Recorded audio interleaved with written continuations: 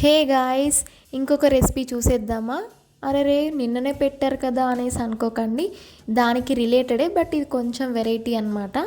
కామన్గా అయితే మనం ఫిష్ కర్రీ లేదా ఫిష్ ఫ్రై తింటాము. ఇది అయితే నార్మల్గా అప్పుడప్పుడు తింటాం అనమాట. ఇది చూపిస్తుంటే మీకు అర్థమైపోయి ఉంటుంది కదా, ఫిష్ ఎగ్స్ అనమాట. సో వీటిని జన అయినా లేదా చెన అని కూడా అంటారు. ఈ ఎగ్స్ని అయితే ఎక్కువగా ఫ్రై చేస్తారు, లేదా మనం కర్రీ చేసుకుంటాం కదా, అందులో కూడా వేసుకోవచ్చు. అందుకే లాస్ట్ వీడియోలో చెప్పాను బంగారు అంటే నాకు చాలా ఇష్టం అని. నాకు ఫ్రై అంటే ఇష్టం అని చెప్పి మా మమ్మీ ఇక్కడ చెనని ఫ్రై లాగా చేస్తుంది అనమాట. సో ఇది ఎలా ప్రిపేర్ చేసుకోవాలో చూసేద్దాం. ఫస్ట్ అయితే ఆయిల్ ఎక్కువనే పోసుకోవాలి, ఎందుకంటే మనం ఫ్రై కదా చేసేది, చాలా టేస్టీగా ఉంటుంది. అప్పుడే చిన్నగా కట్ చేసుకున్న ఆనియన్స్ ఇంకా కరివేపాకు వేసుకోవాలి.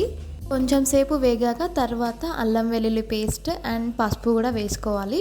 సో అల్లం వెల్లుల్లి పేస్ట్ పచ్చివాసన పోయేంత వరకు బాగా వేగాక తర్వాత ఫ్రెష్గా తీసుకున్న చెన వేసుకోవాలన్నమాట.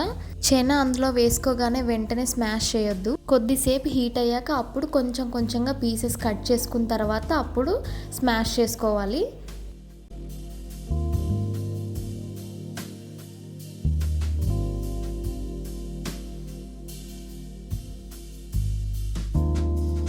సో ఆ చెన అనేది పచ్చివాసన పోయేంత వరకు మొత్తం స్మాష్ చేసుకోవాలి. అప్పుడే కొంచెం పొడి పొడిగా ఉంటుంది అనమాట. బాగా ఫ్రై అయిన తర్వాత మనం ధనియాల పొడి ఇంకా కొత్తిమీర కూడా వేసుకోవాలి.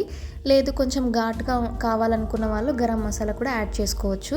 ఈ ఫిష్ ఎగ్స్లో కూడా చాలా ప్రోటీన్ కంటెంట్ ఉంటుంది. సో హెల్త్కి చాలా మంచిదే. ఇంకొకటి ఏంటి అంటే, ఈ బంగారు ఫిష్లోనే ఈ ఎగ్స్ ఉంటాయా లేకపోతే వేరే టైప్ ఆఫ్ ఫిషెస్లో ఉంటాయా లేదా నాకు కమెంట్ చేయండి తెలుసుంటే. వాషింగ్ మిషన్ లింక్ అయితే నేను కమ్యూనిటీ పోస్ట్లో పోస్ట్ చేశాను, ఒకసారి చెక్ చేయండి. అండ్ మన ఛానల్ని సబ్స్క్రైబ్ చేసేసుకోండి. బాయ్.